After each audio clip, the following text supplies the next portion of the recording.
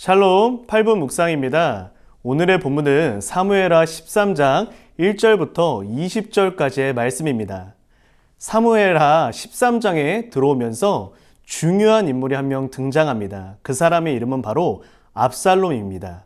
압살롬은 다윗의 아들이었는데요. 이 다윗의 아들 압살롬에게는 매우 예쁜 여동생이 한 명 있었습니다. 그 여인의 이름은 바로 오늘 1절에 등장하는 다말이라고 하는 여인입니다. 그런데 이 압살롬 말고 다윗의 또 다른 아들, 그런데 어머니는 달라요. 왜냐하면 다윗의 아내는 여러 명이었으니까요. 그래서 또 다른 아들 암논이라고 하는 이 아들이 이 다말을 짝사랑하게 돼요.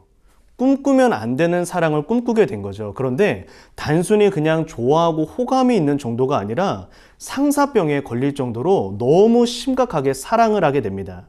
그러자 이 암논이 너무 사랑한 나머지 몸이 야위어 갈 정도로 아주 시름시름 앓았던 것 같아요.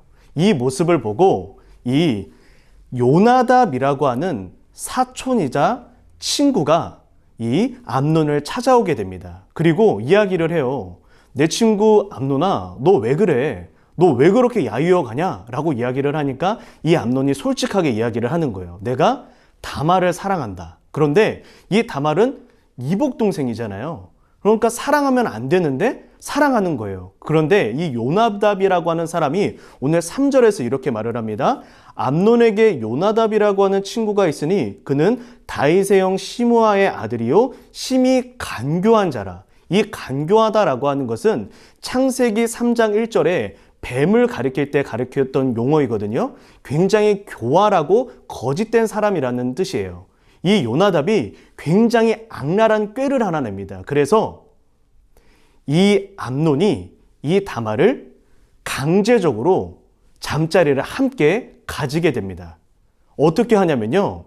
이 암논이 너무 아픈 척을 하는 거예요. 그러니까 아버지 다윗이 와서 왜 그래 암논아, 너 왜 그렇게 아파하냐 이렇게 이야기를 하니까 아버지 우리 이복 동생 다말이 저한테 와가지고 빵을 구워가지고 제 입에 그 빵을 먹여주게 해주세요. 제가 그러면 좀 나을 것 같아요 라고 이야기를 하니까 이 다윗이 암논이 맏아들이었거든요. 그러다 보니까 그렇게 해주마 라고 해서 다말을 급하게 보내서 이 암논을 계속해서 간호해주게 한 거죠. 그러다가 이 암논이 기회를 틈타서 강제적으로 다말과 함께 잠자리를 가지게 된 겁니다. 여러분, 그런데 여기에서 또 하나의 충격적인 사건이 등장해요. 그거는 뭐냐면 15절의 말씀입니다. 그리하고 암논이 그를 심히 미워하니 이제 미워하는 미움이 전에 사랑하던 사랑보다 더한지라 암논이 그에게 이르되 일어나 가라 하니. 이게 어떤 뜻이냐면요. 강제적으로 잠자리를 가지고 나서 이 다말을 향한 미움이 그 전에 암논이 이 다말을 사랑했던 그 마음보다 더 커졌다는 거예요. 그러니까 분명히 잠자리를 가지기 전까지는 진짜 사랑인 것처럼 상사병을 앓던 이 암논이 정작 잠자리를 가지고 나자 그 사랑이 완전 식어버리고 이 여인이 너무 미워지게 된 것입니다. 그래서 오늘 성경 16절과 17절에 계집이라는 표현이 나오는데요. 이 뜻이요, 이것이라는 뜻입니다. 이 암논이 다말이 얼마나 미웠냐 하면은 자기의 부하를 불러서 야, 이것 가져다가 내어 쫓아라. 야, 이것 갖다 버려. 라고 이야기를 하는 거예요. 여러분, 얼마나 끔찍한 사건입니까? 그러니까 이 다말이 너무 큰 상심과 슬픔에 빠진 채 돌아오게 됩니다. 그리고 이 모습을 바로 이 다말의 친오빠 압살롬이 보게 되죠. 그런데 압살롬이 여기에서요, 굉장히 신기한 이야기를 하나 해요. 그거는 뭐냐면 가만히 있으라. 너 그거 가지고 소문내지 말고 기다려라 라고 이야기를 합니다. 그리고 나서부터 이제 다윗 왕가에 엄청난 비극이 시작되게 되는데요. 그 비극은 이제 내일 또 다루도록 하고요. 오늘 저는 함께 나눈 이 1절과 20절의 이 본문 가운데에서 인간이 그 가지고 있는 죄성 가운데 가장 피해야만 하는 두 가지의 모습을 함께 나누어 보고자 합니다. 첫 번째는요, 오늘 3절에 요나답이라고 했던 그 사람을 가리켰던 용어, 간교하다. 이 간교하다라고 하는 것이 누구의 특징이라고 했죠? 창세기에 나오는 뱀의 특징이라고 했습니다. 거짓된 것의 특징이라고 했죠. 지금 이 모든 비극이 시작되는 가장 큰 시작점에 거짓이 있었다라고 하는 거예요. 우리는 살아가면서 이 거짓이라고 하는 것을 여러분들 소위 하얀 거짓말이라고 하는 이야기를 들어보았나요? 여러분, 그거는 여기에서 제가 단도직입적으로 이야기를 하겠습니다. 그것은 성경적인 용어가 아니라 인간들이 사회에서 만들어낸 하나의 표현일 뿐입니다. 하얀 거짓말이라는 건 존재하지 않아요. 거짓은 거짓입니다. 모든 인간 사회의 비극은요, 거짓으로부터 출발을 해요. 여러분들 친구들과의 관계 속에서 또는 부모님과의 관계 속에서 내가 하였던 한 가지 그 작은 거짓말이 결국엔 이런 큰 비극을 낳을 수도 있다라고 하는 것입니다. 그리고 두 번째는 무엇이냐면요. 오늘 15절의 말씀에 암논이 무엇이라고 했죠? 이 다말을 취하고 나서 잠자리를 하고 나서 이것을 가져다 버려라.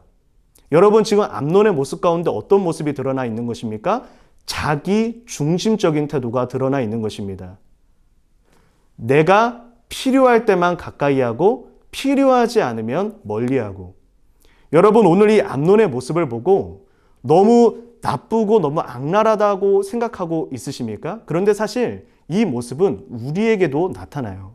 우리도 인간관계를 맺을 때 나에게 필요하고 유익이 되는 사람은 가까이 하지만 무언가 내가 필요하지 않으면 안 찾을 때가 있지 않습니까? 내가 필요할 때만 그 사람과 가까이 하고 내가 필요하지 않으면 그 사람과 선을 그어버리고.